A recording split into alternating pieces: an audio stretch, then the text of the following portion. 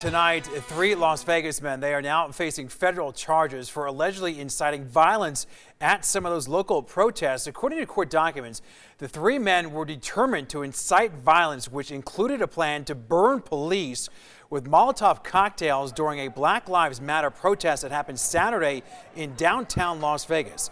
They're accused of being part of an anti-government extremist group known as the Boogaloo movement. Now, the men have all been identified as 35-year-old Stephen Parshall, 23-year-old Andrew Lynham, and 40-year-old William Loomis. They are all either current or former members of the U.S. military.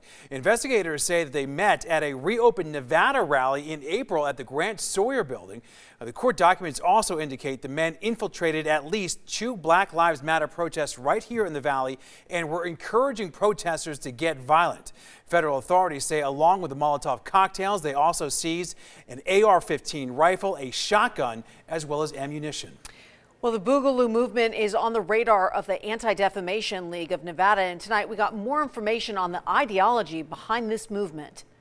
So the Boogaloo movement actually is a variety of movements that come together, and they include some white supremacists, and they also that advocate for race war. They also include anti-government, which are against law enforcement. And so we see these two strains of the Boogaloo movement kind of coming together at this time. This is a movement that started online, but now we're seeing it in the streets. That's concerning. We're seeing this around the country.